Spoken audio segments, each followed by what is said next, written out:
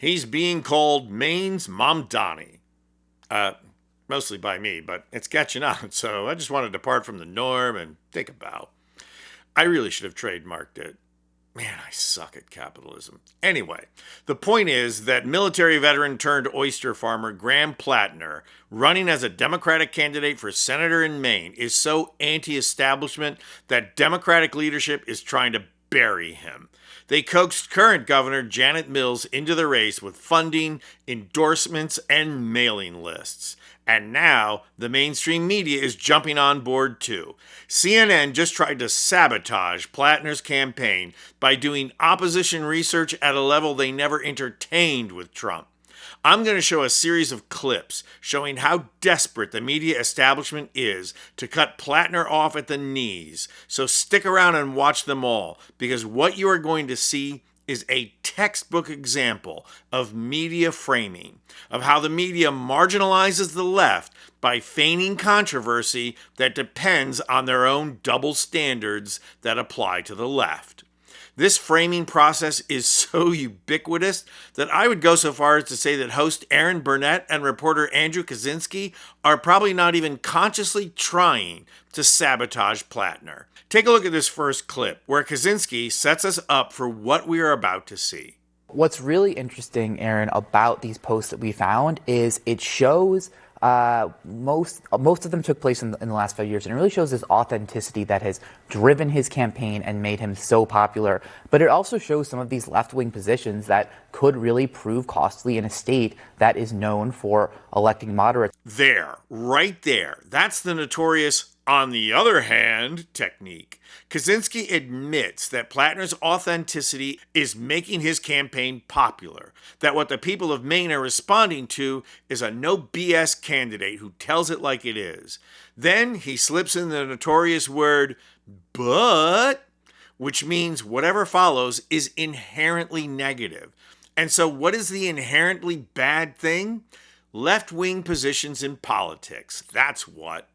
Comb the media coverage on CNN, ABC, NBC, and count how many times they even use the term right wing. They're not allowed to. And even when you find it, the framing won't be negative. This is what mainstream media does invisibly, casting the left of center as negative and extreme. Notice how Kaczynski reinforces it with, in a state that always votes moderate.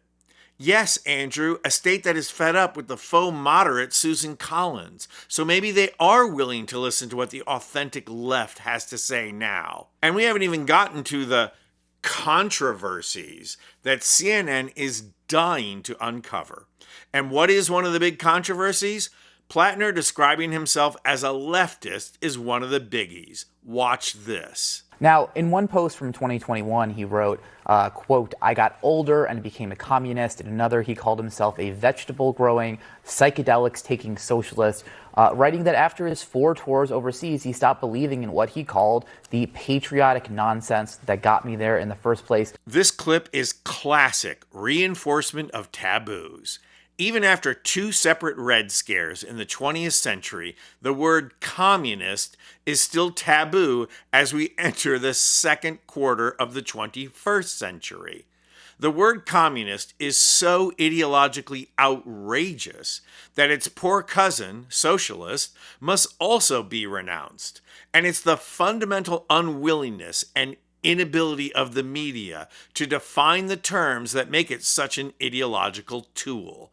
In fact, watch how Burnett skates around that process of defining these terms. So again, going into the details, and now, in the context of Mamdani and socialist and Trump calling him a communist and all these words, actually, they are front and center.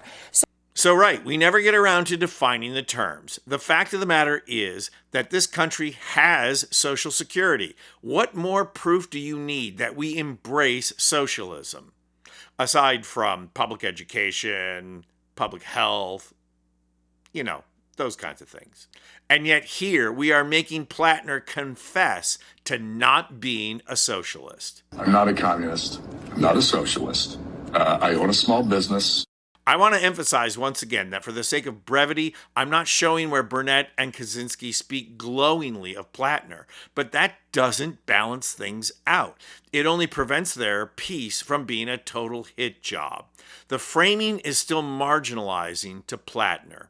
Watch it play out in this last piece. What he saw overseas, how that shaped his politics. There's one post where he wrote, "My time in America's imperial wars definitely radicalized me further. I'm significantly more left today than I was back then."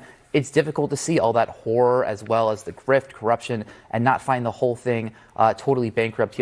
And this is what frightens the mainstream even more than Mamdani, a veteran who served, now criticizing and unmasking the false patriotism that props up and propels the cultural institution of permanent war.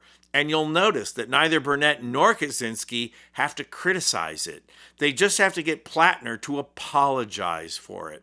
And they don't even really have to do that.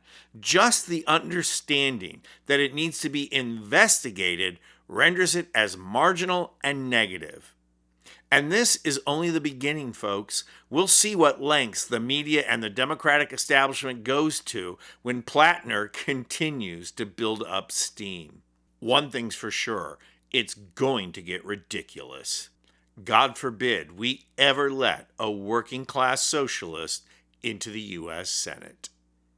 I'm Anthony Vincent Gallo for Occupy Democrats.